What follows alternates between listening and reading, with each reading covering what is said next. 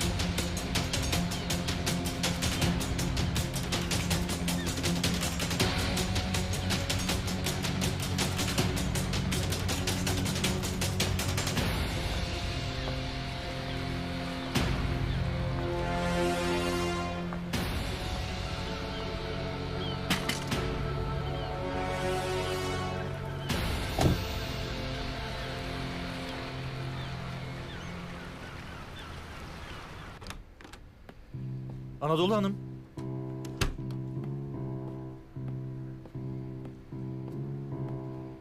Anadolu Hanım.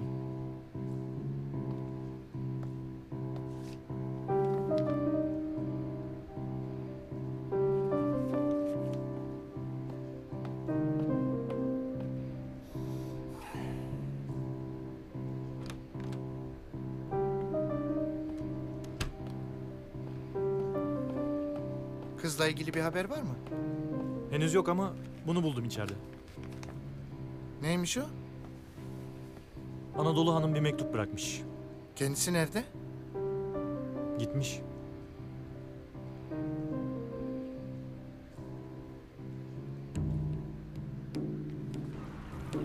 Yıldızlardan umdağım, bağ bahçe solum sağım, yıldızlar oyuncağım, ağlama güzel çocuk.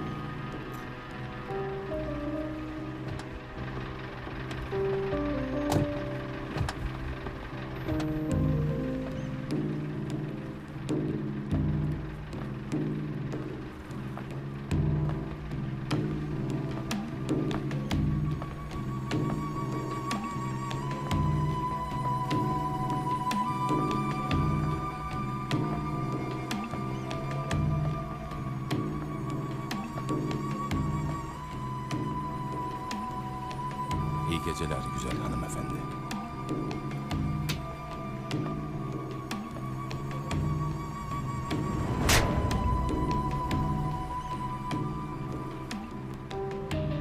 Enteresan. Gençliğimde çıksaydın karşıma da görseydin seni nasıl sopalıyordum. Nasıl? Eğer genç bir hanım olsaydınız, inanın bana, sizinle bir ömür geçirmek için peşinizi asla bırakmazdım. Siz çok değerli bir bilim insanısınız Sayın Selçuklu. Söylediklerini duyan da bilime değer verdiğini zanneder. Sen değil misin benim öğrencilerimin canına kıyan? Ha? Sen değil misin? Değilim.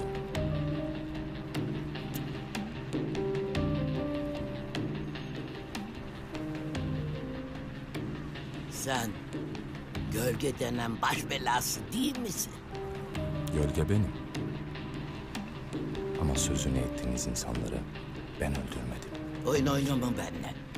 Bir anlaşma yaptık. Diğer öğrencilerimin hayatına karşılık seninle çalışacağımı söyledim, seninle. Şimdi bunlarla senin ilgin olmadığını söyleyemezsin bana. Siz söz verdiğiniz gibi burada olduğunuza göre anlaşmamıza harfiyen uyacağım Sayın Selçuklu. Öğrencilerinize dokunulmasına asla izin vermeyeceğim. Peki öyleyse. Kim öldürdü benim evlatlarımı? Kim? Bakın Sayın Selçuklu, toryumun peşinde koşan çok fazla güç odağı var. Ben de onların bir kısmıyla işbirliği yapmak zorundaydım. İşte aynı yere geldik. Sen de onlardan birisin. Peki, nasıl bir insan olduğumu birlikte zaman geçirdikçe öğreneceksiniz Sayın Selçuklu. Şimdi lütfen buradan buyurun Fräulein. Sen de yakında öğreneceksin benim kim olduğumu. Enteresan.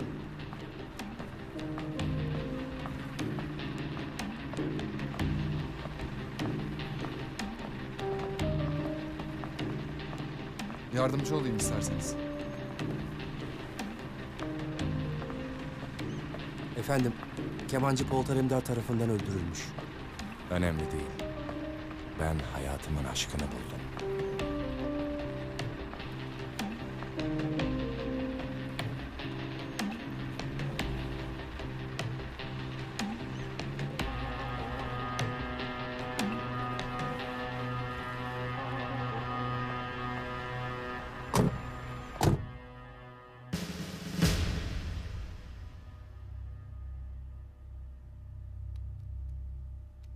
Yasin komutanım, aylardır Suriye topraklarındayız. Memleketi özlediniz mi? Ben memleketi oradayken de özlüyorum Pusat. Bizim için bayrağımızın gururla dalgalandığı her yer memleket toprağıdır artık. Ben de böyle düşünüyorum. Ama böyle aklıma hamsili pilav, karalahana sarması, kuymak gelince içim cız ediyor komutanım ya. Sen sanki memleketten çok yemekleri özlemişsin gibi ha? Bizim oraların yemekleri özlenmez mi komutanım? Akşama bir operasyon yoksa kendi ellerimle kuymak yapayım mı da? Ne dersin komutanım? Horoz ölür gözü çöpte kalırmış. Yap bakalım. Komutanım, köydeki adamımız sizinle acil görüşmek istiyor. Ver. Durum nedir? Köydeki konfeksiyona girdim komutanım. İhbar doğruymuş. Burada kıyafet üretmiyorlar. Burası aslında... Alo. Alo. Hakan. Emredin komutanım. Toparlanın çıkıyoruz. Hadi. Emredersiniz.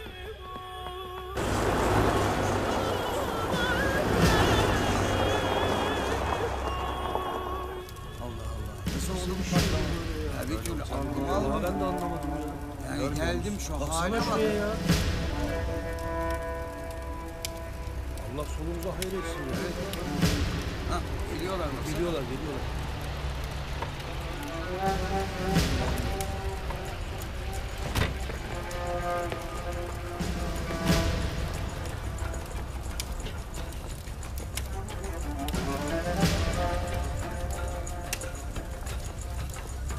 Nasıl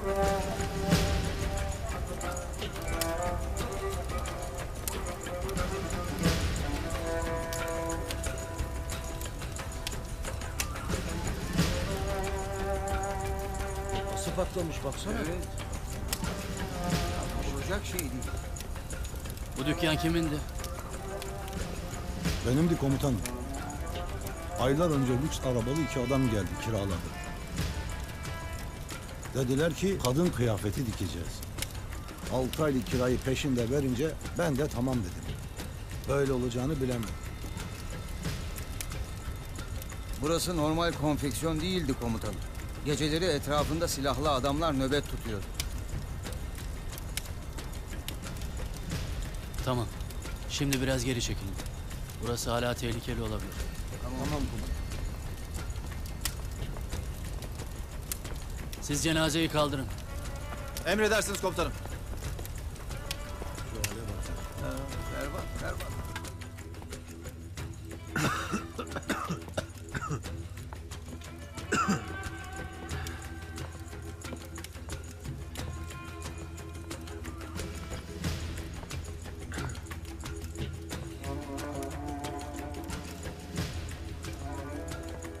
Canlı bomba yeleği yapıyorlarmış. İyi ama neden bu köy? Burası sınıra yakın değil. Pusat, dikkatli ol.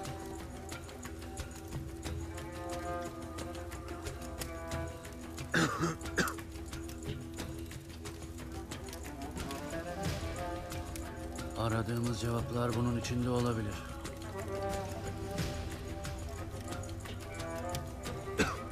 Hadi çıkalım.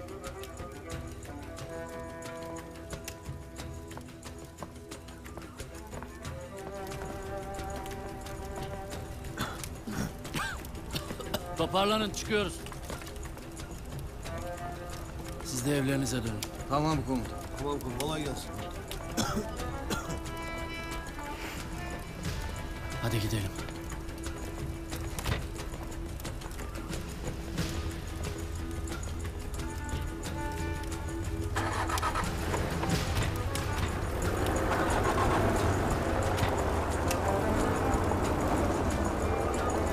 Buradan ayrıldılar. Size doğru geliyorlar. Hazır olun.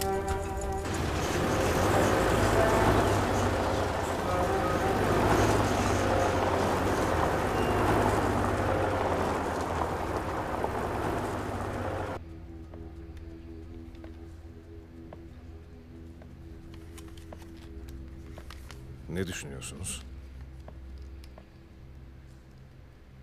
Onun el yazısıyla yazılmış. Hepsi de onun cümleleri. Bütün ölümlerden kendini sorumlu tutmuş. Tam Anadolu Hoca'nın yapacağı şey.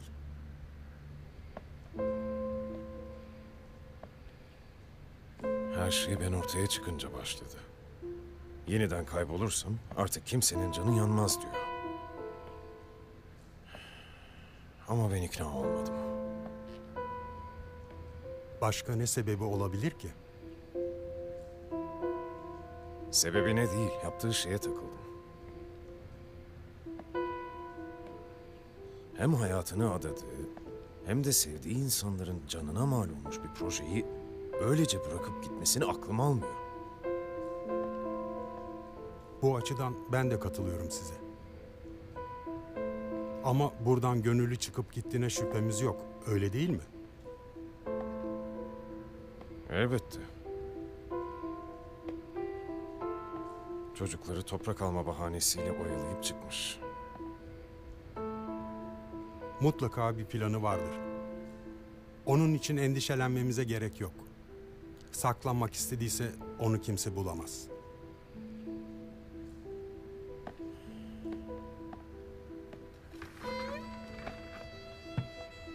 Eğer tercihi buysa ona saygı duymak zorundayız.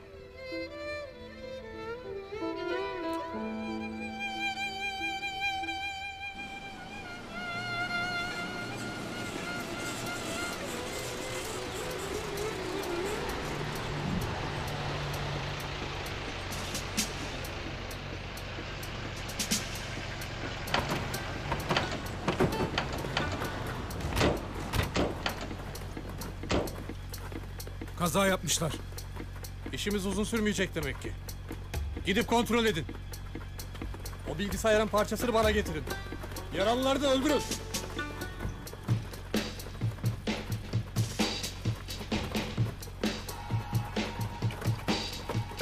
Bu araç boş. Bu da boş. Araçlar kaza yapmamış. Bu bir tuzak. Kaçın!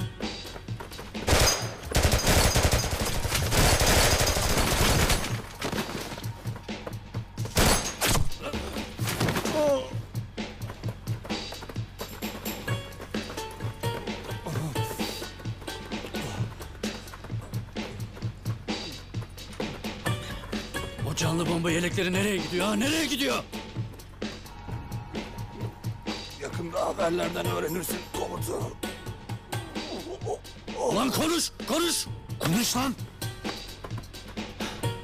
Dokunma artık Pusat. Öldü. Bunun içinde her ne varsa tahmin ettiğimden daha önemliymiş.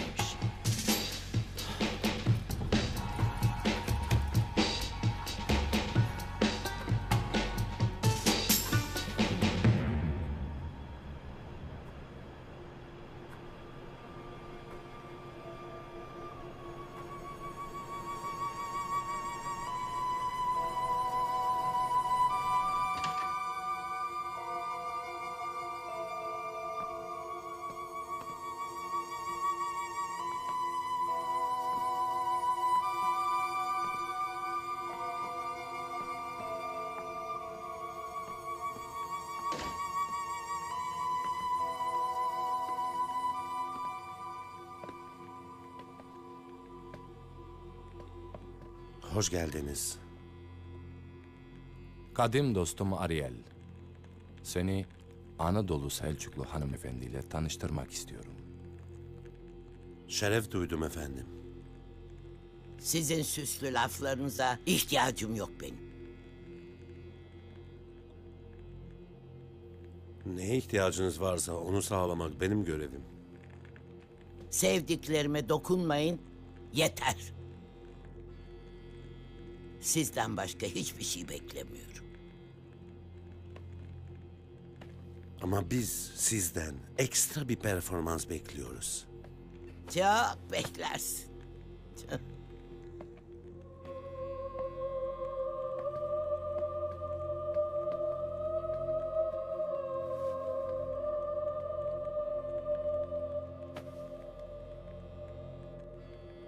Kadim dostum Ariel. Anadolu Hanım'ın Alemdar'ın değil de bizim yanımızda olması bile çok enteresan bir aşama. Benim yanımda Polat hakkında konuşacaksan ve onun adını ağzına alacaksan dikkatli ol. Ona bir şey söyletmem. O bana öfkeli olabilir. Ama benim Alemdar'la bir husumetim yok. Biz toryum meselesine farklı açılardan bakan iki savaşçıyız Sayın Selçuklu. Terbiyesizlik yapma. Sen nasıl kendini Polat'la bir tutarsın be? Ha? Nasıl? Enteresan.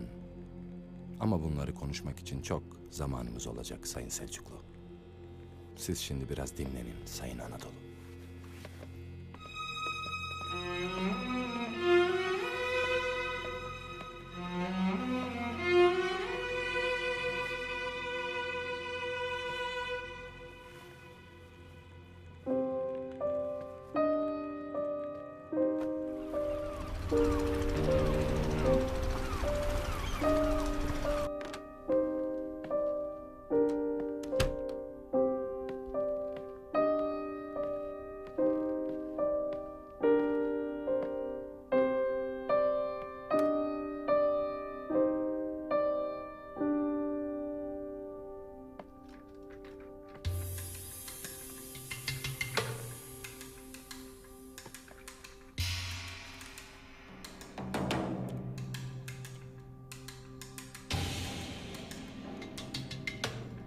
Fehmi Kuzuzade'nin koltuğunu oğlu Yusuf Kuzuzade'ye bırakma kararı tartışmalara yol açtı. Genç iş adamının tecrübesizliği, şirketin geleceğiyle ilgili soru işaretlerini de beraberinde getiriyor.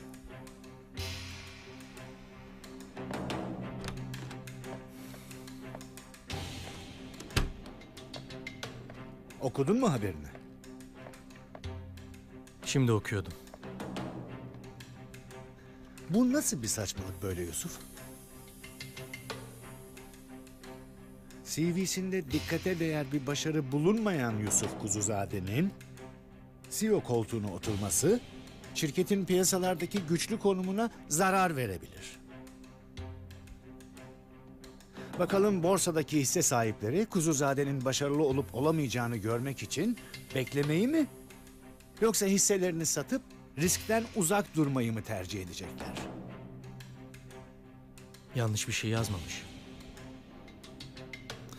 Tecrübemin olmadığını beni bu göreve getirirken sen de biliyordun.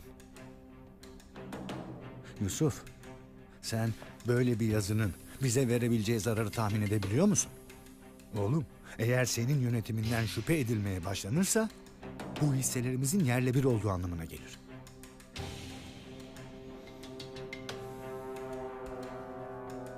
Kim bu kadın? Nereden bulmuş bu cüreti? Zehra adında genç ve hırslı bir gazeteci. Belli ki dikkat çekmek istemiş. Bu yaptığının bedelini ağır ödeyecek. Derginin sahibini arayacağım, onu kovmalarını söyleyeceğim. Herkes bilsin ki kuzuzadelerle uğraşmanın bedeli ağır olur. Ben bu yazının çok dikkat çekeceğini sanmıyorum baba. Yusuf, basın çok önemlidir oğlum. Onları her zaman avucunun içinde tutman gerekir. Bugün küçük bir röportaj diye önemsemezsen, yarın meydanı boş bulan herkes hakkında atıp tutmaya başlar. Bırak bu işi ben kendi yöntemimle halledeyim baba. Nasıl? Hı? Belki bu genç gazetecinin hırsını kendi yararımıza kullanabiliriz.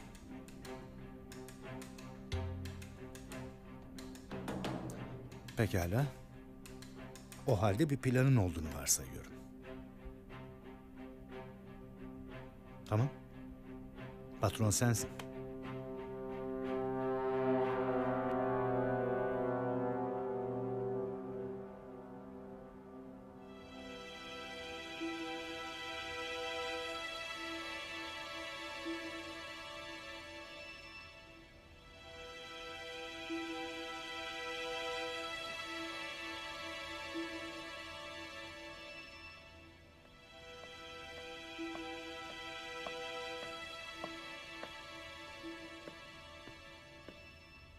Yusuf Kuzuzade ile ilgili istediğin rapor hazır. Tamam, şuraya koy. Sonra bakalım.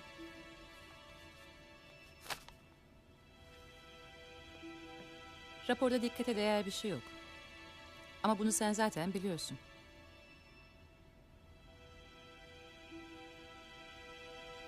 Bana bu rapor Fehmi ile görüşebilmen için yeni bir bahane gibi geliyor. Neden böyle bir şey yapayım?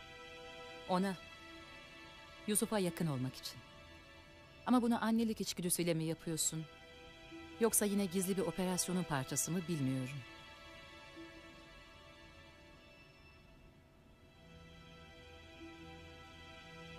Her iki ihtimal de seni ilgilendirmiyor. Yusuf'u biz koruyorduk. Sonra sen bir anda görevden ayrıldığımızı söyledin. Şimdi de yine onunla ilgili bir rapor hazırlıyoruz. Gerçekten anlamıyorum. Eskiden benimle her şeyi paylaşırdın.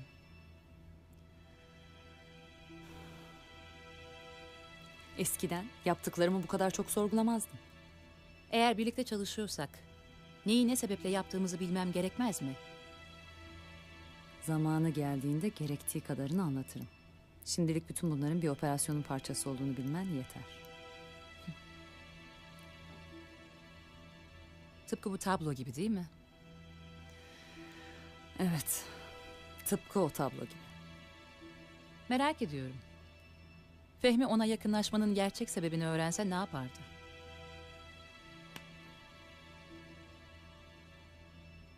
Böyle bir şey Asla olmayacak. Ya Fehmi Yusuf'un annesinin sen olduğunu bilse? Bunun olmaması için gerekirse bu sırrı bilen herkesi öldürürüm. En yakınımdakileri bile.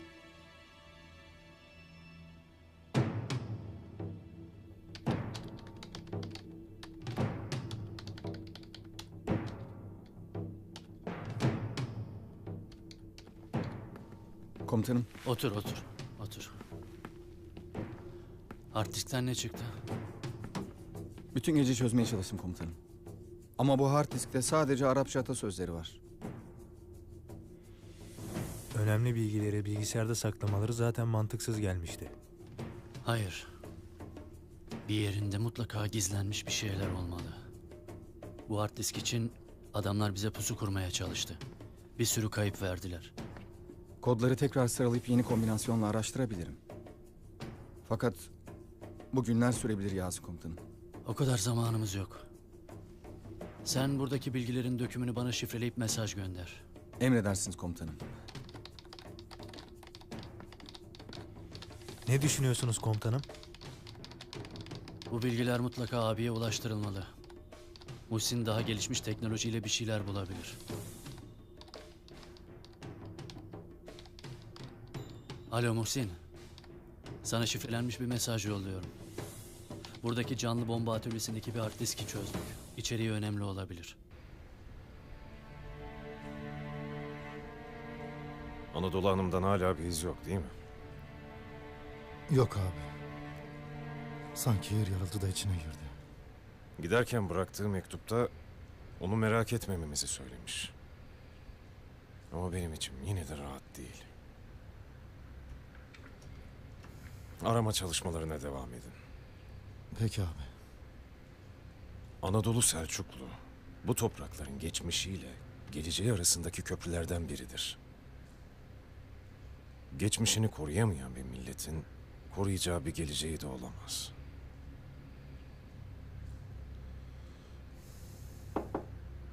Gel. Müsait miydiniz efendim? Gel Muhsin. Efendim, Siyah Sancak Suriye'deki bir canlı bomba yeleği atölyesini basmış. Yasin komutan orada ele geçirdiği bir bilgisayardaki şifreli bilgileri bize ulaştırdı. Bu bilgilerin içeriği nedir?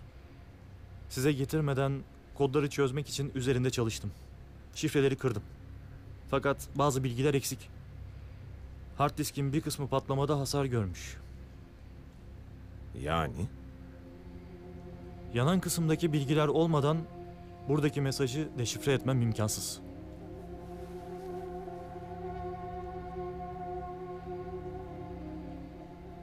Bu millet imkansız kelimesinin üzerine devlet kurdu Muhsin. Ben bu sorunu çözebileceğine inanıyorum. Çözmek için elimden geleni yapacağım efendim.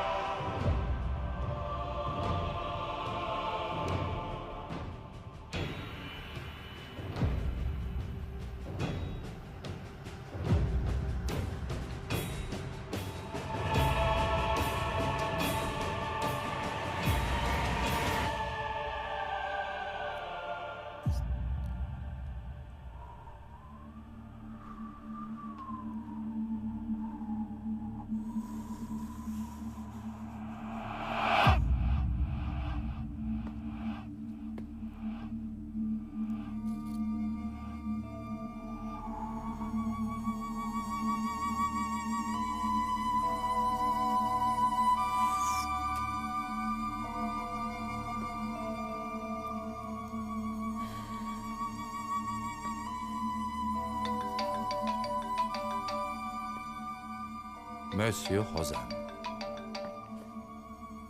Hozan?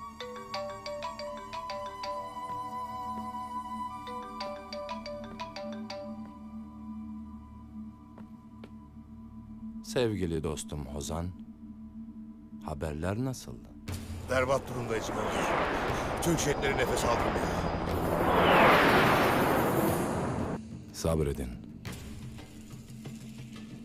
Size vaat edilen yardım her zaman ulaşmıştır. Bu defa dayanacak gücümüz kalmadı. Çok zor tutunuyoruz. Üzerinizdeki baskıyı hafifletmek için bir dizi eylem tasarladım Monsieur Hozan. Yakında rahata kavuşacaksınız. Acele etmen lazım. Avrupalı dostlarımız çok tutarsız. Onlar da sözlerinde durmuyor. Aşiretleri de elimizde tutmak zorlaştı. Yakında büyük bir kaos olabilir. Kaos bizim ana kucağımız Hozan. Şimdi sakin ol ve benden ulaşacak güzel haberler. Daha fazla dışarıda kalamayız. Mağaralara dönmemiz lazım. Gitmemiz lazım gölge. Elini çabuk tut. Eğer uyuşturucu trafiği aksarsa bu hepimizin sonu olur.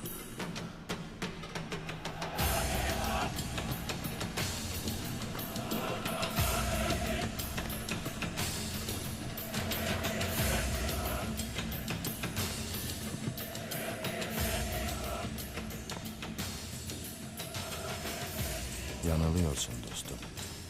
Bazılarının sonu diğerlerinin başlangıcıdır.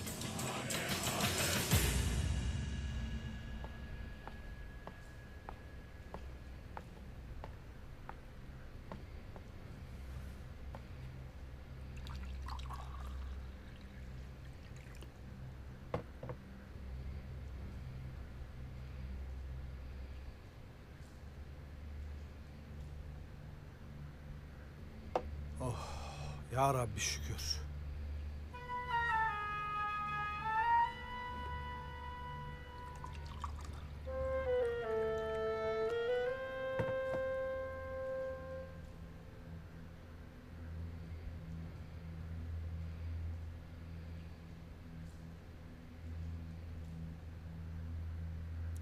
Şükür ya Rabbi.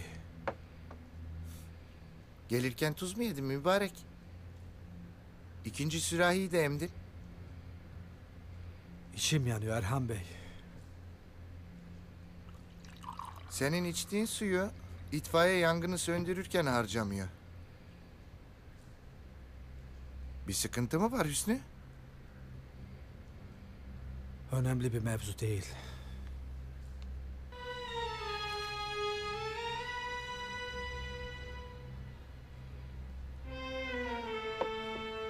Ya Rabbi şükür. Okuduğunuz gazetenin iş ilanları sayfasına bakabilir miyim Erhan Bey? Hayırdır, hastaneye eleman mı alacaksın? Yok, öylesine bakayım dedim. Gazetelerin en sevdiğim kısmı iş ilanları sayfaları.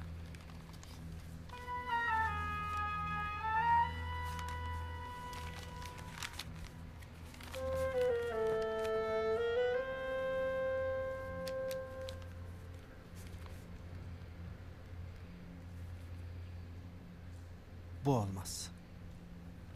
Cık, bu da bana uymaz. Üniversite mezunu kasap mı? Daha neler?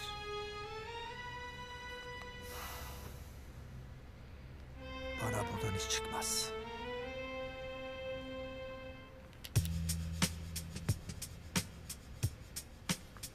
Diyorum ki acaba babadan kalan arsayı mı satsam Erhan Bey? Senin babandan arsa mı kaldı? Evet. Zamanında yol geçer diye büyük adadan arsa almış. Aldıktan hemen sonra vefat ettiği için ölü yatırım sayılıyor benim gözümde.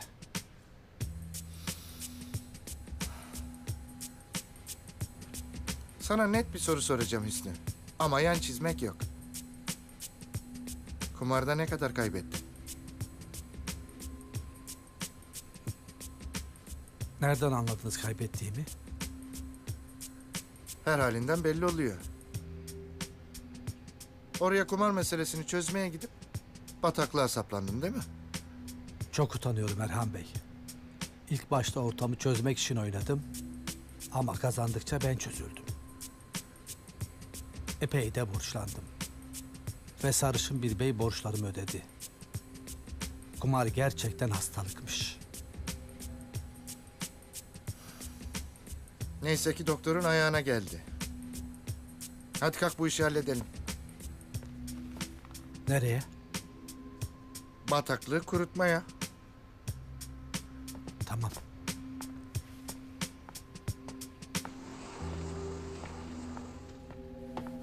Ya Rabbi şükür.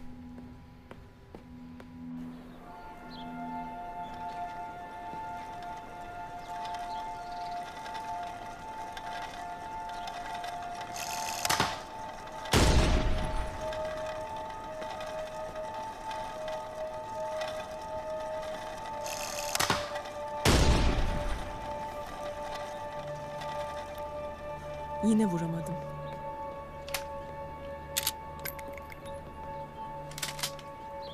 Birinci kural neydi? Görmek. Evet, sadece gördüğün şeyi vurursun.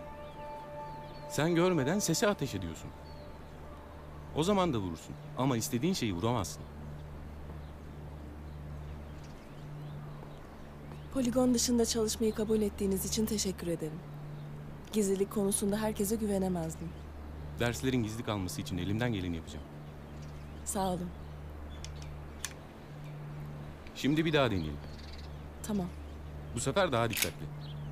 Al bakalım.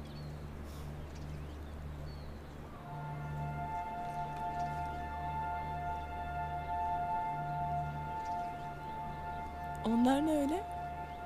Bunlar da benim kulaklıklarım. Anlaştık mı? Tamam mıyız? Tamamız.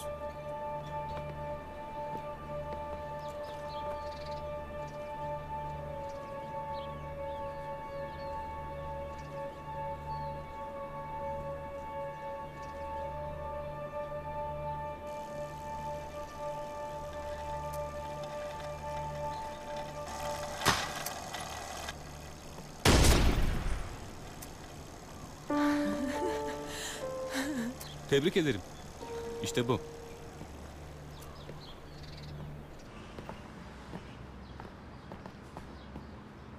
Mekan burası mı Hüsnü?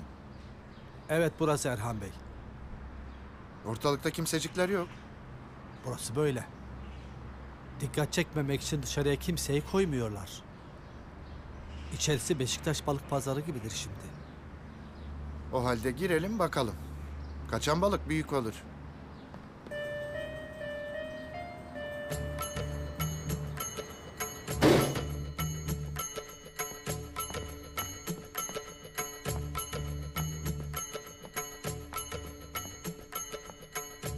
Burası boş.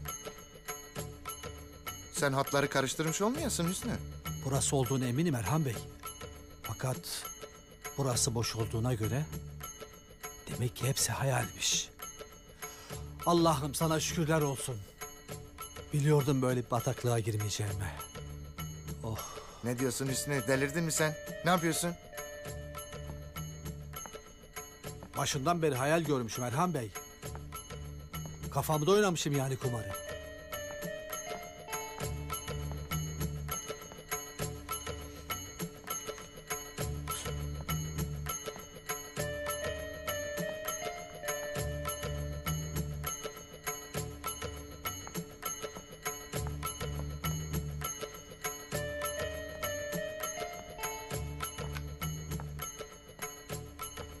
Boşuna sevinme Hüsnü. Burada çatır çatır kumar oynanıyormuş. Polis baskınından korkup kaçtılar herhalde. Zaten bir hayal bu kadar gerçekçi olamazdı. Mekan sahibinin adı ne demiştin? Tefo diye genç bir arkadaş.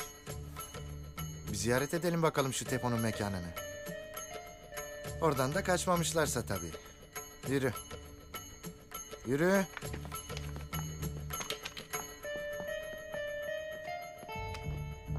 Yapacaksın bizim işi değil mi?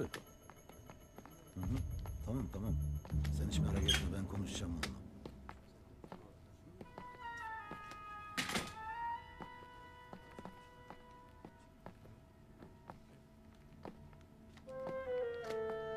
Tefo hanginiz? Tefo burada yok. Doğru söylüyor olabilir. Kendisini burada göremiyorum ben de. Kim soruyor? Onun kafasını kıracak olan kişi. Erhan Ufuk. Bana bak, mekana geldin. Efendi gibi konuş. Yoksa senin için iyi olmaz. Sen beni tehdit mi ediyorsun Gülüm? Gençler bir durun. Burada kavga çıkarmanızı istemiyorum. Tefo'ya mesajınız varsa bize söyleyebilirsiniz. Tefo'ya söyleyin. Mahallenin çocuklarını bir daha kumara bulaştırırsa onu bu bataklığa gömerim. Bundan böyle buralarda tombala oynanmayacak. Sen kim oluyorsun lan?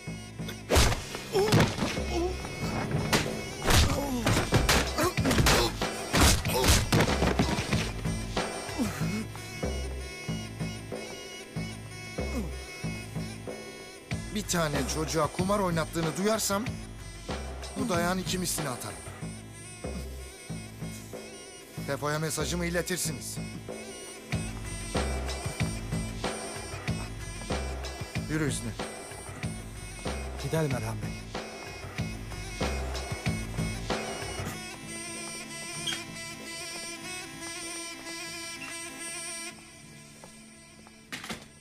Ne düşünüyorsun?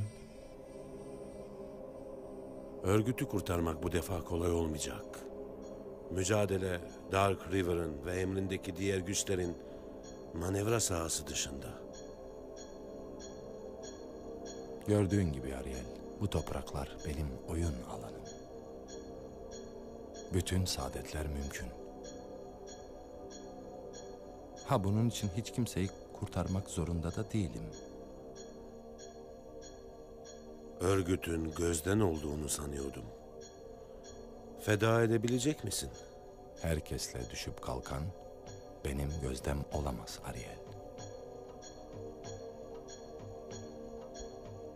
Ne olursa olsun bu baskıyı hafifletmek zorundasın Gölge.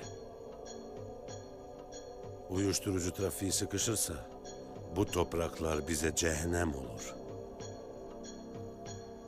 Okey. Şimdi beni dikkatli izle Ariel. Sana cennete giden yolu göstereceğim. Afganistan'dan yola çık. Yürü, yürü, yürü. İran. Irak'a gel. Suriye. Akdeniz. Yürü, yürü, yürü. Boğazları geç. Avrupa'ya vardın. Cennet. Uyuşturucu güzergahına bypass yapacaksın. Kimse işlerin aksamasını istemez. Öyle değil mi? 1 trilyon dolar Ariel. 1 trilyon dolarlık bir paydan, bir pastadan bahsediyoruz. Bir şey unutmadın mı? Ha, Polat Alemdar. Kendisi bu trafiğe giremeyecek kadar meşgul olacak dostum. Merak etme. Neyle? Patlamaya hazır canlı bombalarla. İntihar bombacıları İstanbul'a doğru yola çıktı. Yarın sabah burada olacaklar. Öyleyse geç kalmadan işe koyulalım. Nereye gidiyorsun? Borsada ayı oynatmaya. Ben bu ayı salıncaya kadar piyasanın keyfini sür, kadim dostum.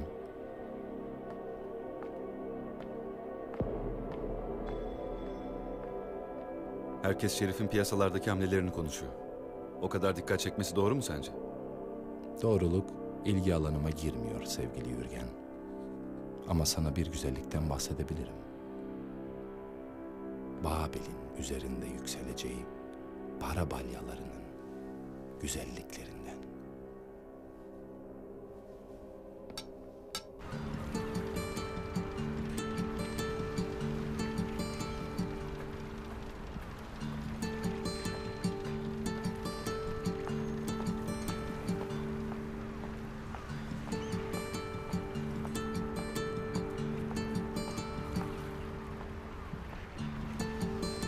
Sizin Sizin gibi birinin böyle yerleri bileceğini düşünmezdim. Neden? Benim gibiler denize bakmayı sevmez mi?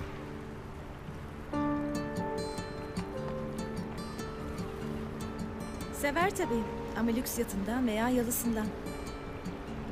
Aslında röportajı okuduktan sonra benimle bir daha görüşmek isteyeceğinizi düşünmemiştim. Sana o yazı için teşekkür etmeyeceğimi biliyor olmalısın. Yazdıklarımın sonuçları olacağını tahmin edebiliyorum. Her meslek gibi gazeteciliğin de riskleri var. Merak etme. O röportajdan dolayı başım belaya girmeyecek. Bunu garanti edebilirim. O zaman beni buraya neden çağırdınız? Sana bir iş teklifinde bulunmak istiyorum. Nasıl bir iş teklifi? Teklifim oldukça basit. Benim için çalış. Şu an kazandığının da 5 katını kazan. Üstelik şimdiki işine de devam edebilirsin. Nasıl bir iş bu? Zaman zaman senden bazı haberler yapmanı isteyeceğim. Yalnız kaynağını gizli tutacağın haberler. Kendinize kiralık bir kalem istiyorsunuz yani. Ben olsam öyle düşünmezdim. Bunu daha çok kariyer basamaklarını hızla tırmanabileceğin bir fırsat olarak gör. Sana getireceğim haberler hiçbir gazetecinin ulaşamayacağı türden haberler olacak. Neden beni seçtiğinizi de açıklamazsınız sanırım. Bana öyle bir yazıyı yazacak cesarete sahip gazeteci lazım. Üstelik o yazıdan sonra yapacağın haberlerin kaynağı olarak kimse de benden şüphe etmeyecek.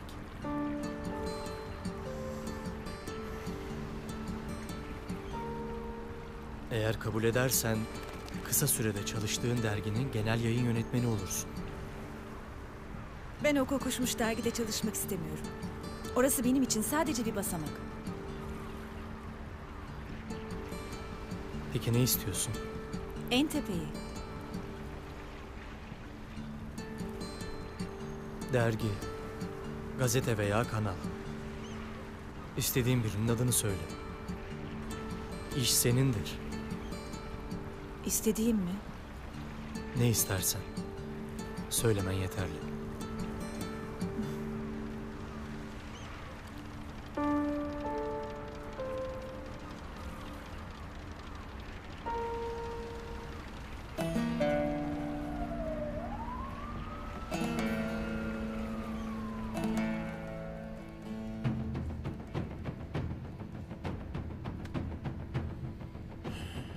Kanlı örgüt can çekişiyor. Çırpınırken de etrafında ne var ne yok savuruyor. Çok dikkatli olmalıyız. Örgüt, uyuşturucu trafiğindeki rolünü kaybetmemek için elinden geleni yapacaktır. Örgütten mi hamle bekliyoruz? Yasin bomba imalathanesinin Şedid'e ait olduğunu söylemişti.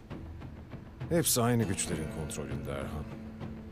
Uyuşturucu kartelleri sınırdaki baskıyı hafifletmek için her türlü enstrümanla, her telden çalabilir.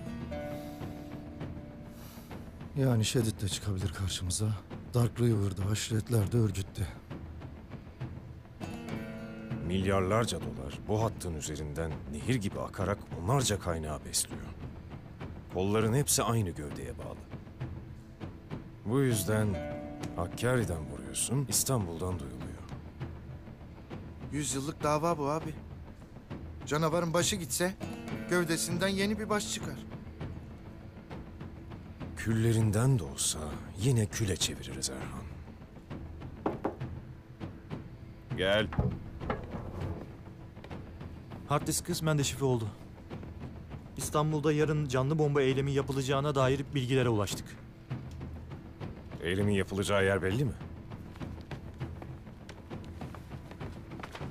Şifrelenmiş bir dosyadan konum tespiti yapabildik. Koordinatlar şu noktayı gösteriyor. Şehir dışında tenha bir yer. Eylem için uygun değil.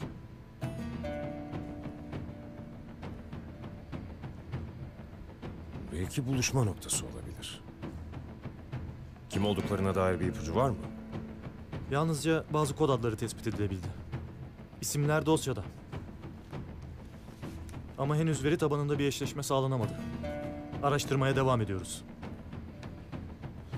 Cahit sen gidip şu mekanı bir yokla. Tamam abi. Muhsin, elimizdeki bilgileri emniyetle paylaş. Teyakkuzda olsunlar. Emredersiniz. Erhan, sen de Yasin'i gelişmelerden haberdar et. Belki listedeki kod adlarını deşifre edebilirler. Olur abi.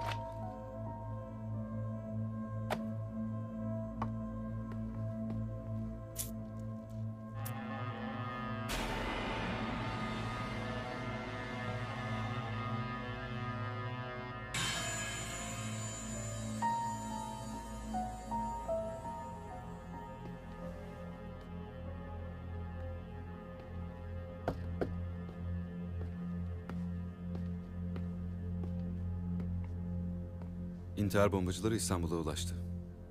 Senden istediğim düzenlemeyi yaptın mı Yürgen? Merak etme. Her türlü tedbiri aldık. Müstakbel şehitlerimiz şu anda güvenli evde. Kendilerini cennete ulaştıracak mihmandarlarını bekliyorlar. Onları seve seve adreslerine ulaştırırım Yürgen.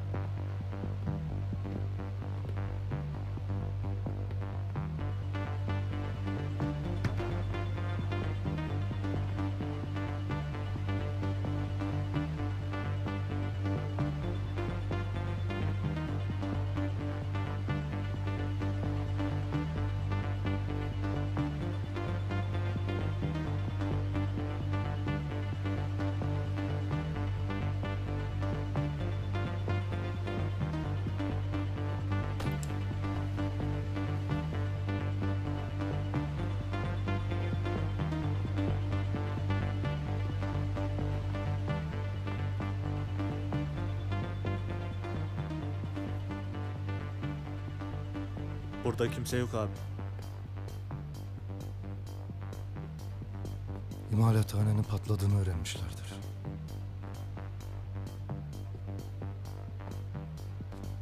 Planın deşifre olması ihtimaline karşılık yer değiştirmiş olabilirler. Belki de deşifre olunca vazgeçmişlerdir abi. Allah'tan bir işaret olarak görmüşlerdir. Ne bileyim. Tabii Abbas. Hatta şu anda memuriyet sınavına hazırlanıyorlardır. Ha? Amma yaptın abi. Onlar Türk vatandaşı değil ki, memur olamazlar.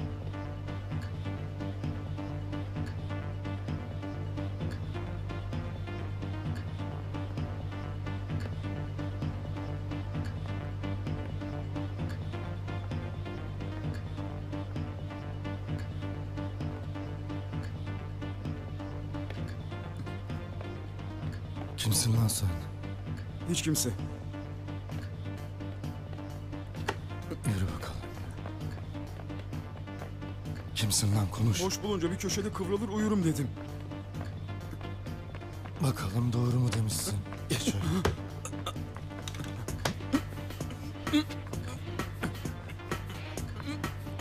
Abbas sakın ateş etme.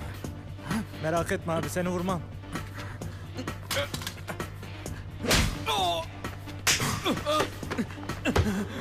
Onu da vurma Abbas.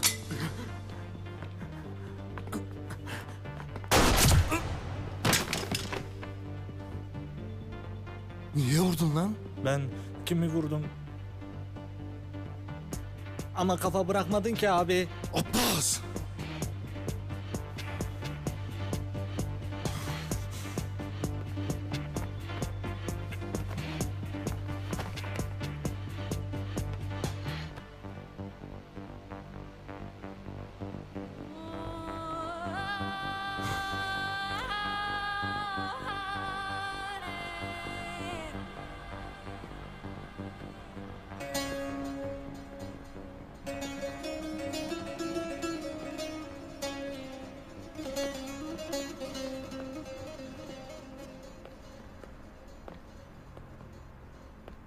Dergideki röportajını okudum.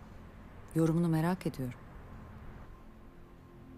Bundan sonra hakkımda çıkan haberlerle ilgili sıkıntı yaşayacağımı sanmıyorum. Fehmi Bey halletmiştir tabii. Babam benimle ilgili hiçbir meseleye karışmaması gerektiğini gayet iyi biliyor. Ayrıca onun müdahalesine gerek kalmadı. Medya ile ilgili bir meseleyi bu kadar hızlı şekilde halledebilmen çok şaşırtıcı. Seni takdir ediyorum. Sana gösterdiğim anahtarla ilgili bir iz bulabildin mi? Eskiden Karaköy'deki postane aracılığıyla haberleşme sağlanıyordu. Soruşturdum, şimdi öyle bir iz yok. Öktem öldü diye bu meselenin kapandığını düşünmüyorum. Bu kadar planlı çalışan bir ekip, Öktem'in ölmesi durumunda da neler yapması gerektiğini konuşmuştur. Bu meseleyi bitirmek için hepsini tek tek temizlemem gerekir. Onlar çok planlı ama sen değilsin. Öktem'i öldürmeden önce onların kim olduğunu öğrenmen gerekirdi. Öktem'in gerçekleri söylemeye niyeti yoktu. Ben Öktem'i öldürerek onlara bu işte yokum mesajı verdim. Hiç kimseden de korkum yok. Yusuf, korkmadığını görebiliyorum. Benim senden tek isteğim biraz daha planlı davranman. Bu işin peşini bırakmak daha iyi olabilir. Sen onları deşifre etmeye çalışırsan onlar da seni deşifre edebilirler. Babamın kimliğinin ortaya çıkmasına izin vermeyeceğim. En doğrusunu yaparsın. Fehmi Bey'in bunu asla öğrenmemesi gerekiyor. Sen ne sanıyorsun? O benim babam. Beni reddedeceğini falan mı düşünüyorsun? Eğer öyle düşünüyorsan çok yanılıyorsun. O her durumda yanımda olacaktır. Benden asla vazgeçmez.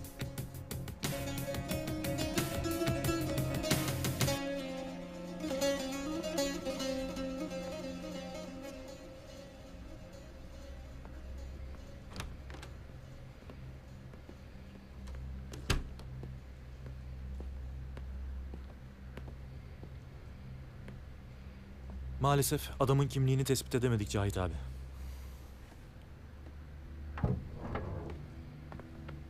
Listedeki isimlerden birini hatırladım. Gölgenin kullandığı insan tacirlerinden biriydi. Nereden bulacağız abi? Geçen hafta bir grup yakalanmıştı. Belki onlardan bilgi alabiliriz. Sen Muhsin'le git Cahit. Bir bilgiye ulaşırsanız haber verin. Tamam abi. Hadi.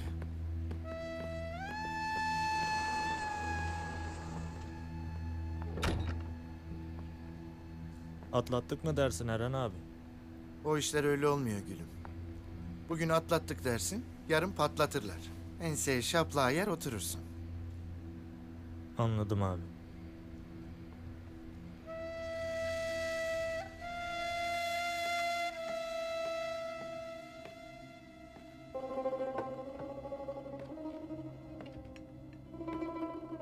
Bu gerçekten lezzetli. Raskoln Türk mutfağını her geçen gün daha çok seviyor. Raskoln önceden Türk hamamını seviyordu. Şimdi de Türk mutfağını seviyor. Yakında da bir Türk kızına aşık olabilir. Raskoln'un aşka ayıracak zamanı yok. Bir gün olursa bunu düşünebilir.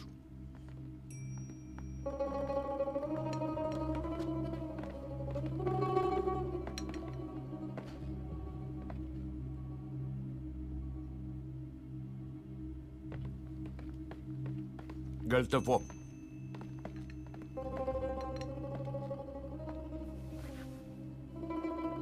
Aç mısın? Aç değilim Raskoln. Senin şu manyak herif başımıza bela oldu. Kimden bahsediyorsun? Geçen gün borcunu ödediğin şanslı adam. Polat'ın adamı çıktı.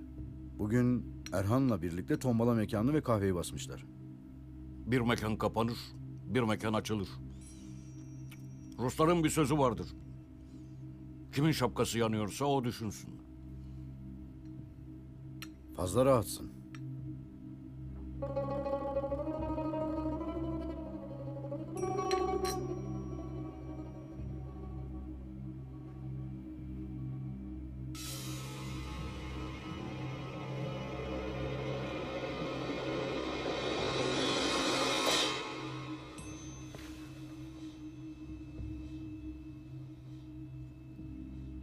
Sen de fazla gerginsin. Bu kumar işinde Raskol'un arkanda olacak. Ama Raskol'un küçük oynamaz. Kumar İstanbul'un her sokağına, her köşesine yayılacak. Bu işi beraber yapacağız. Elma yer misin?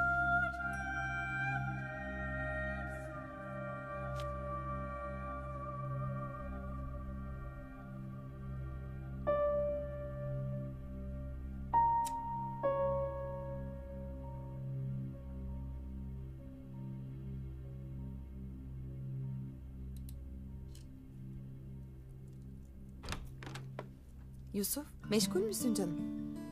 Yok değilim. Gelsene.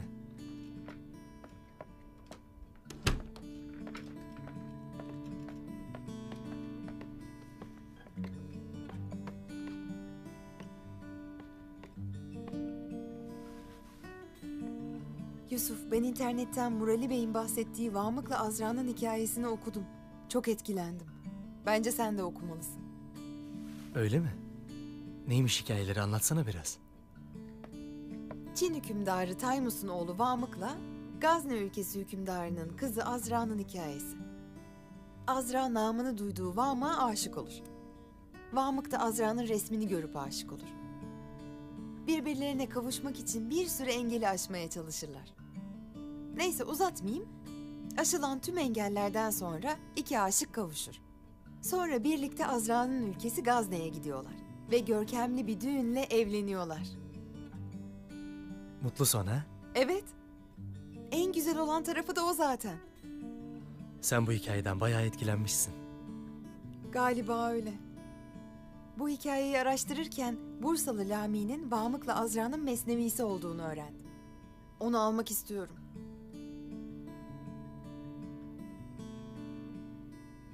Eskiden çok sık gittiğimiz bir sahaf vardı, hatırlıyor musun? Mahir amca. Yüzümüze bakar mı dersin? Kaç yıldır uğradığımız yok. İstersen yarın bir uğrayalım. Bakalım bize küsmüş mü? Gir.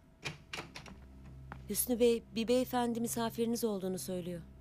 Ben misafir beklemiyordum. Nasıl bir beyefendiymiş bu? Demek buradasın. Çıkabilirsin kızım. Siz burada ne arıyorsunuz? Raskol'un dostlarına sürpriz yapmayı sever. Ben dostunuz değilim. Kumar oynarken daha eğlenceliydiniz. Kumar konusunu açmanızdaki mesajı anlıyorum. Size olan borcumu ödeyeceğim. Ama ben tombalayı bıraktım. Borç. Raskol'un dostlarının Raskol'una borcu olmaz. Ne istiyorsunuz benden? Raskol'un atları var. Hepsi de 1. sınıf. Yarış atları. Güçlüler. Ama onları daha güçlü yapacak ilaçlar lazım.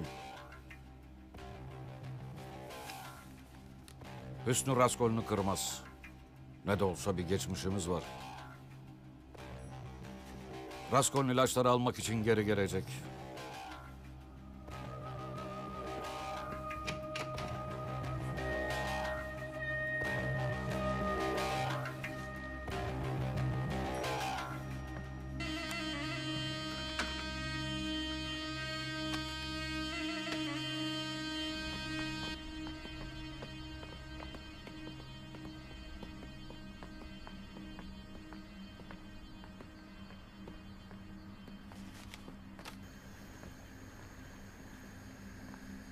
Selamün aleyküm.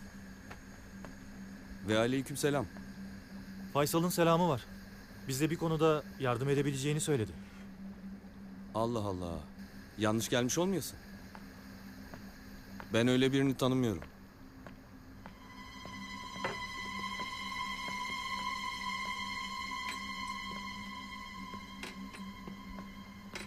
Bak koçum. Şimdi görsen sahiden tanımazsın.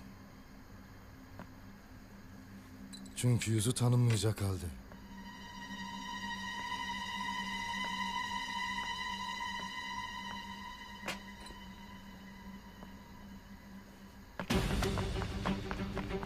Öyle demeseydin abi şimdi ya. İş çıktı bize. Ne o? İki adam dövdün diye yoruldun mu? Fırla hadi.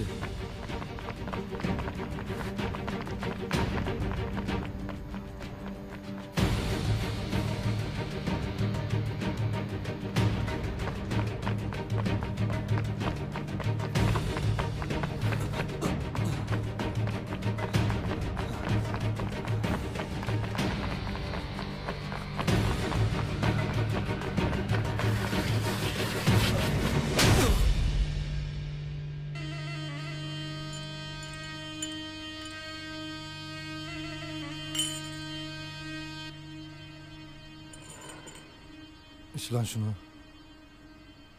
Yapma abi, gözünü seveyim.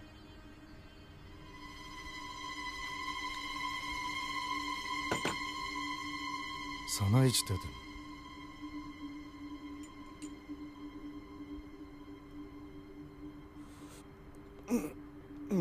Bu nedir abi ya? Lan beğenip de çayını içmediğin İngilizlerin pis işlerini yapmak da nedir? Abi ben halifenin İngiliz olduğunu nereden bileyim? 4 yıldır İstanbul'dayım ben. Savaş yeni başlamıştı geldiğimde. Şedid bile yoktu o zamanlar. Lan bana masal anlatma. Sınırdan geçenleri nereye naklettiniz? Konuş. Vallahi benim teröristle falan işim yok abi. 1000 defa söyledim. O zaman bir defa da doğrusunu söyle. Abi bunun konuşacağı yok. Ben çıkıyorum. Sen halledersin.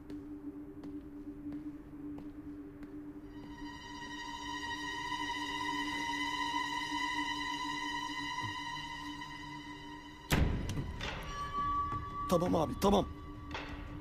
Ne biliyorsam anlatacağım abi.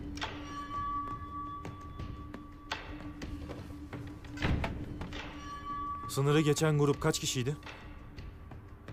Bilmiyorum. Yalnızca Beşir'den haberim var benim. Beşir Türkiye'ye neden geldi? İntihar eylemi yapacakmış abi. Bana da ailesine vermem için bir miktar para bıraktı sadece.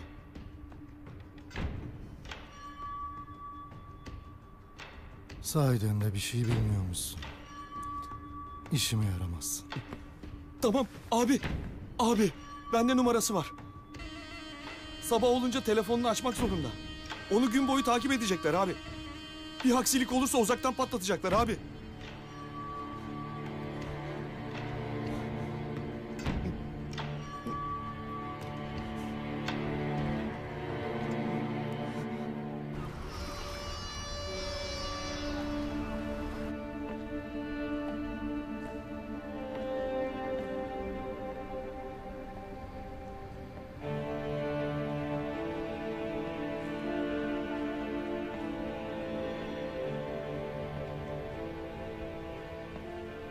Bombacının yeri belli oldu. Ben hemen bilgisayarın başına geçiyorum. Bizimle irtibat halinde olmasın. Tamam efendim.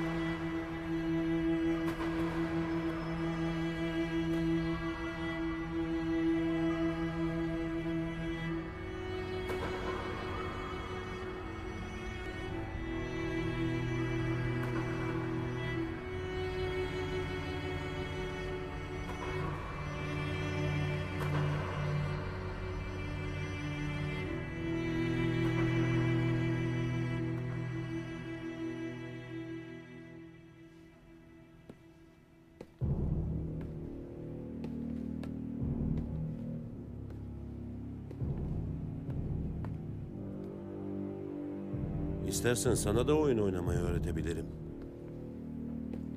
Borsa hamleleri bana göre değil Ariel. Elimde kanlı canlı bir şeyler olsun isterim ben. Bundan daha kanlı canlı ne olabilir? İstatistikler bombalı saldırıda ölecek her bir kişi için 1 milyon dolar vaat ediyor. O zaman kadim dostum hasatımızın bereketli olmasını dilerim.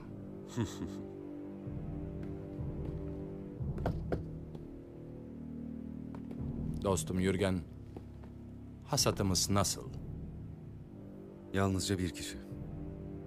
O da bizim canlı bombamız. Polat Alemdar bombacının izini bulmuş.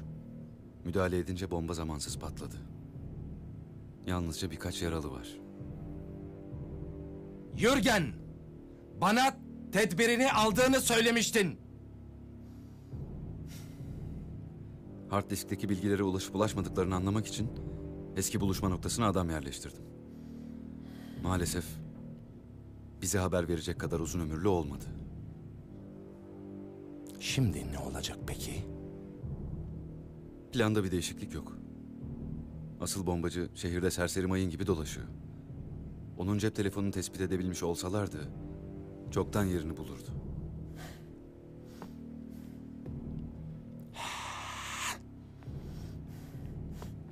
Merak etme kadim dostum. Türk halkına öyle anlamlı bir bayram hediyesi vereceğim ki bu senin piyasaların aylarca toparlanamayacak.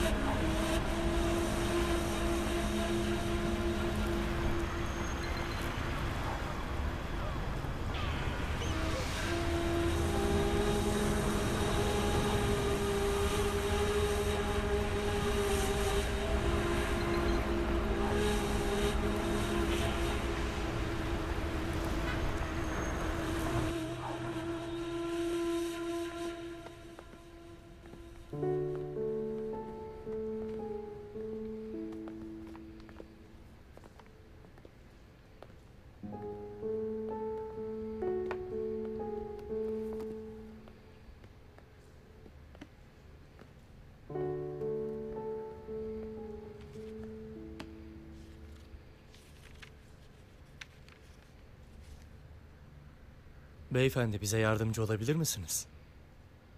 Burada aradığını kendin bulacaksın. Yıllar sonra bize söyleyeceğiniz ilk şey bu mu olacaktı?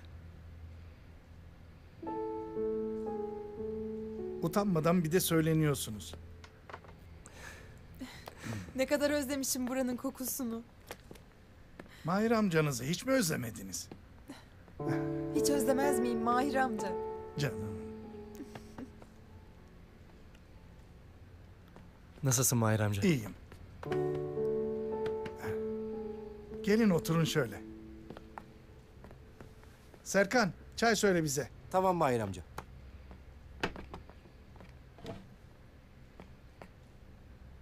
Neler yapıyorsunuz? Anlatın bakalım. Azra da ben de yoğun bir çalışma sürecine girdik. Ben şirket işleriyle ilgileniyorum. Azra da bizim yanımızda. Bizimle birlikte çalışıyor. Güzel, aferin size. Sebebi ziyaretiniz nedir? Ben bir hikaye okudum Mahir amca. Onunla ilgili kitaplar bakacaktım. Vamık'la Azra hikayesi. İyi ki okumuşsun.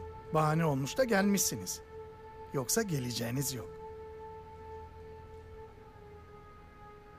Şu ortadaki raflara bak. Orada bir tane olacak. Hadi bak bakalım.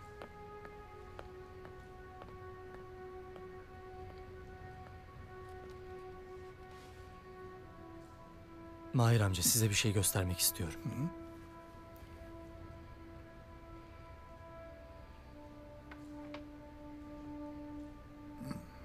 Elime böyle bir hançer geçti. Nedir bilmiyorum. Bir baktırmak istedim. Bilemedim. Önemliyse sen bu fotoğrafı bana gönder, ben bir araştırayım. Tamam. Ama bu benim için çok önemli. Merak etme evlat. Senin için önemli olan benim için de önemlidir. Hı? Azra yine kitaplara gömüldü. Artık daha sık gelmelisiniz. Tamam mı?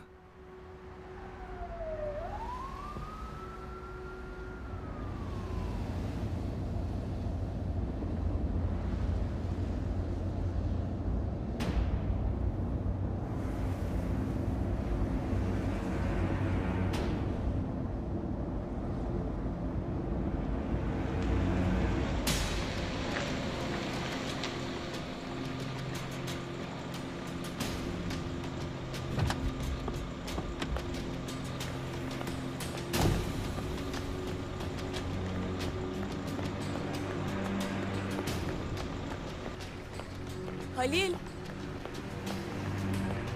Halil. Halil.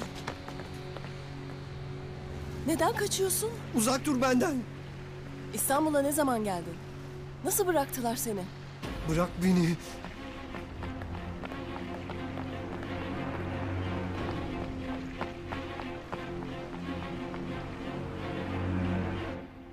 Patlamada yaralananların tamamı taburcu edildi efendim. Çok şükür. Bunu da atlattık. Tehlike geçmiş sayılmaz. Başka canlı bombalar da olabilir. Gözümüzü dört açmalıyız. Emredersiniz efendim.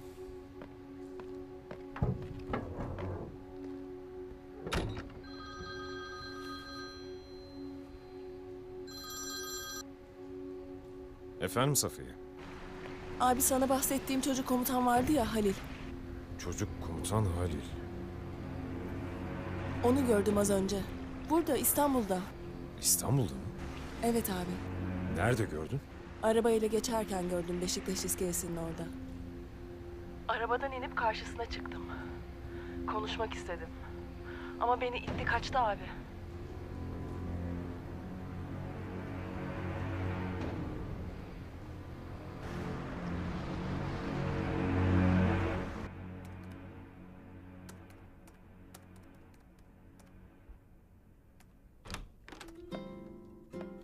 Canım, benim işim bitti, çıkacağım.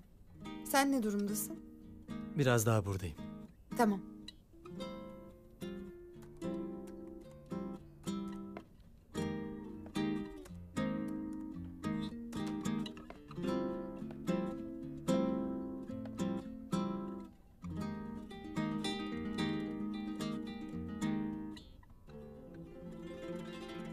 Azra, bir şey mi oldu?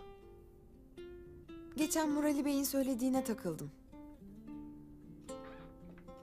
Hangisine? Aşık neden sevdiğini bilirse, maşuku için neler yapabileceğini de bilir demişti ya. Evet. Sen beni neden sevdiğini düşündün mü?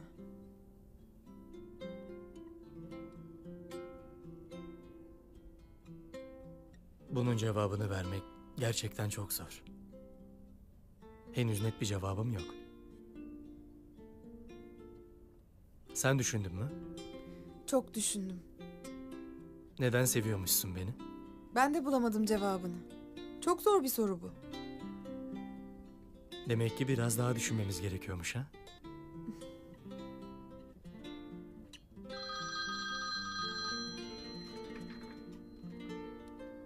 Neyse canım, ben seni meşgul etmeyeyim. Yarın görüşürüz. Görüşürüz.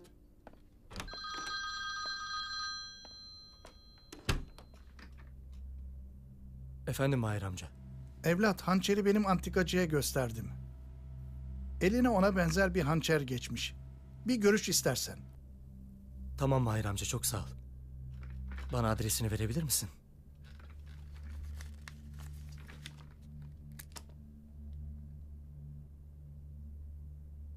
Hı hı.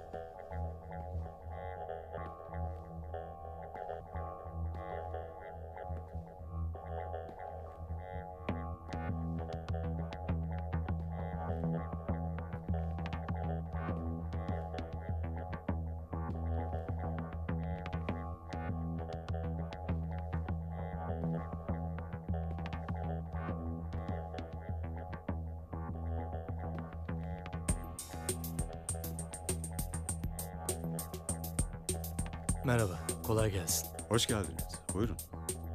Hoş bulduk. Mahir Bey size geleceğimi söylemiş olmalı.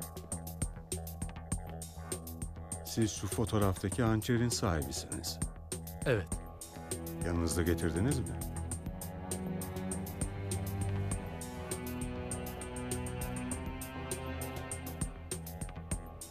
Bu hançerin aynısından elimde vardı. Ama sattım. Aynısı olduğuna emin misiniz?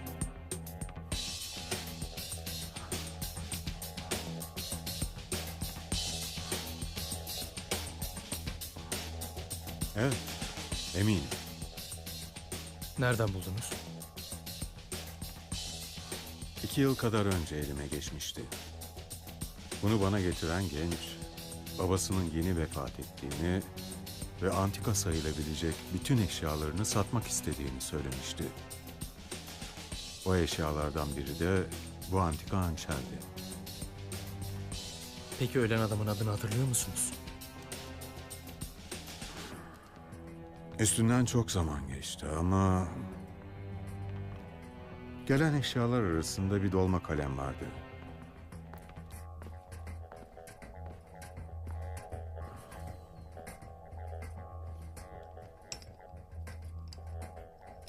Hah, buradaymış.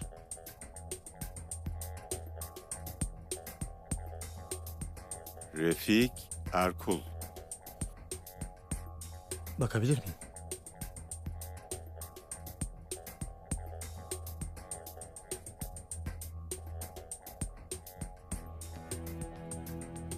Refik Erkul mu? Halil Şedid elemanı. Şedid eylemlerini ekseriyetle din algısı üstüne kurar. Yabancı, farklı dinden insanlara yönelik etkinlikler öncelikli hedefimiz. Civarda 2 sinagog ve 4 kilise var. Ama hepsi bu saatte ziyarete kapalı. Başka? Kültür merkezlerinde veya konser salonlarında bu akşam program yok. Özel bir etkinlik olabilir. Galata Kulesi'ni bir araştır bakalım. Bakıyorum.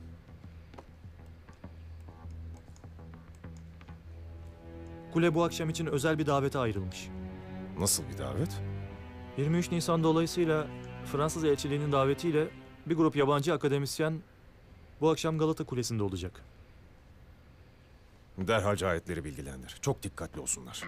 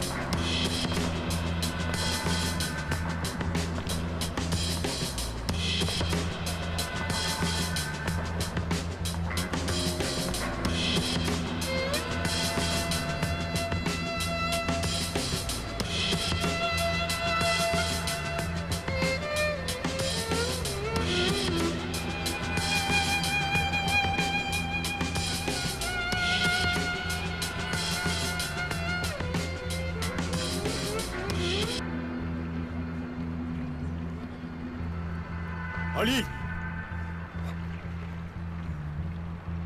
Polat Alemdar.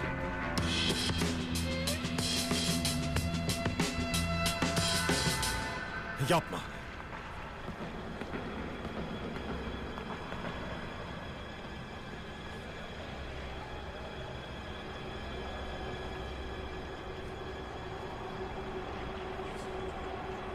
Canlı bomba var. Çabuk uzaklaşın buradan. Çabuk.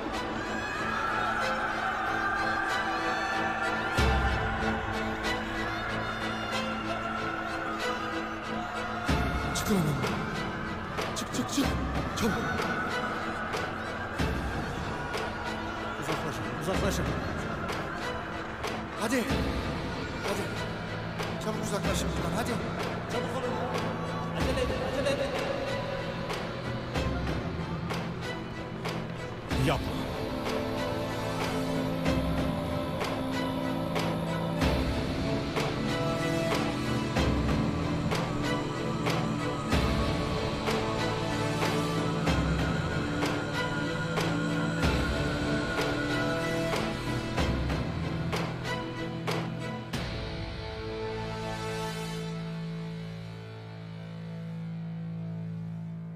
Neden bu kadar gecikti?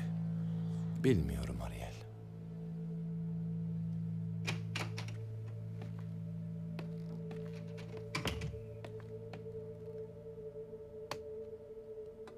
Seni dinliyorum Yürgen. Canlı bombanın sinyali Galata Kulesi'nde olduğunu doğruluyor. Ancak hala patlama gerçekleşmedi. Çocuklara telkinde bulunmak her zaman yeterli olmuyor Ariel. Bazen onların işini de kendin yapmak zorunda kalıyorsun.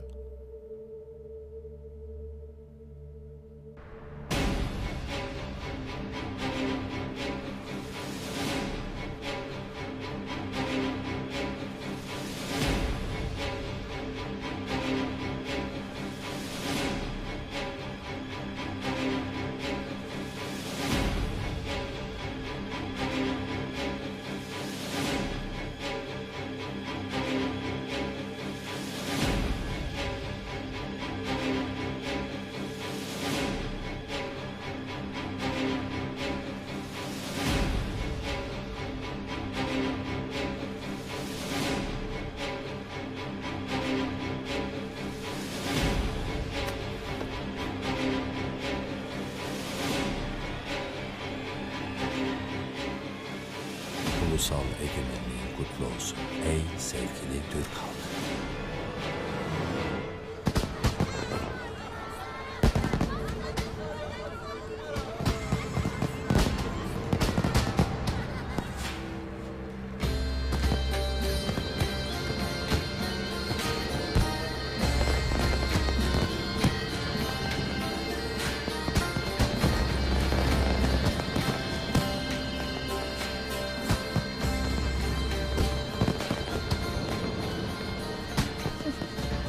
Harbiye Askeri Müzesi'ne hoş geldiniz.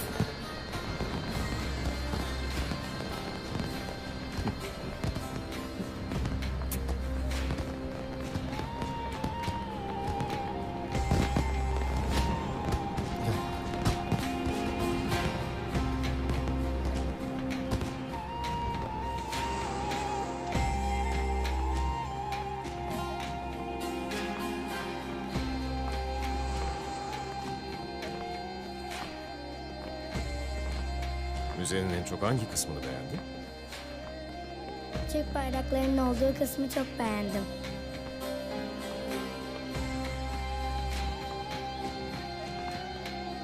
Osmanlı İmparatorluğu, Babür İmparatorluğu, Büyük Timur İmparatorluğu, Altınordu Devleti, Harzemşahlar, Büyük Selçuklu İmparatorluğu, Gazneliler.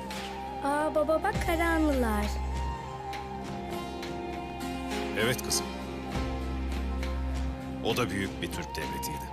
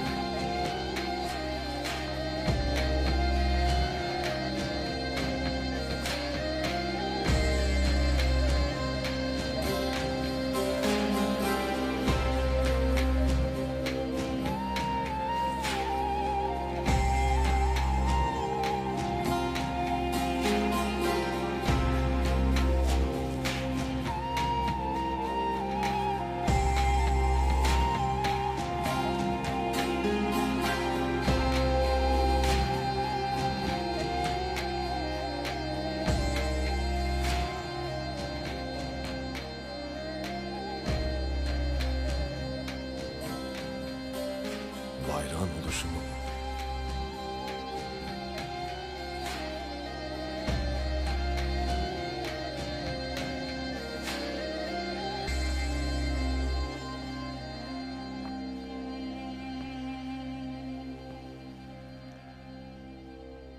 Halil?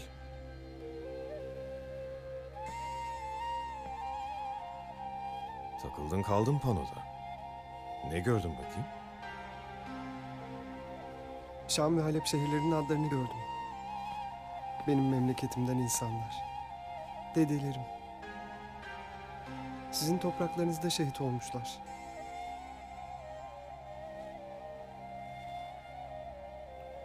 Muhammed Nuri Halep. Abdülkadir Şam.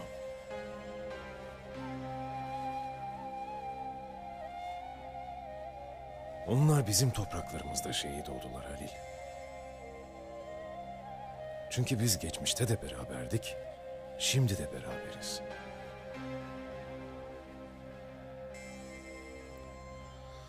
Sizler de gelecekte beraber olacaksınız. Bizi ayırmaya kimsenin gücü yetmez. Hadi gelin, en sevdiğim bölümü göstereyim size.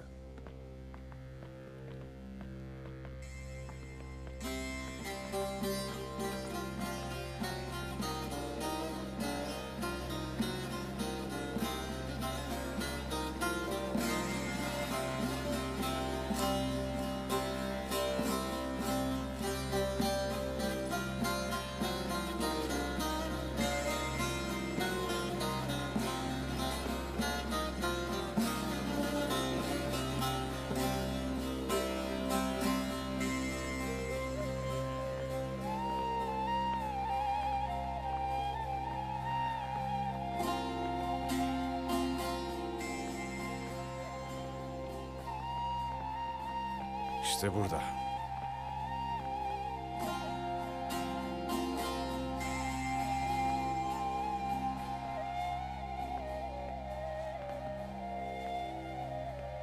İşte bu da ezeli ve ebedi beraberliğimizin delili. Hindistan'daki kardeşlerimizin Kurtuluş Savaşımızı desteklemek için gönderdikleri sancak.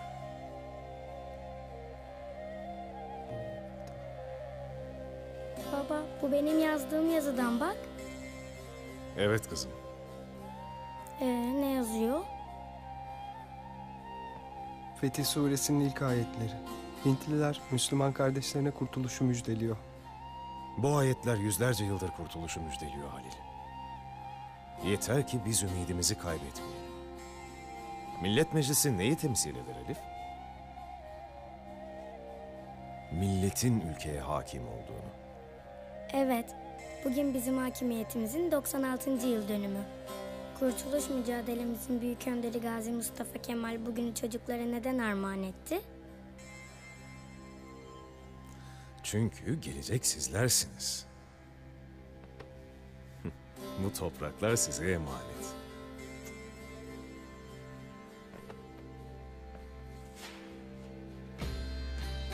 Hadi bakalım. Hadi bakalım.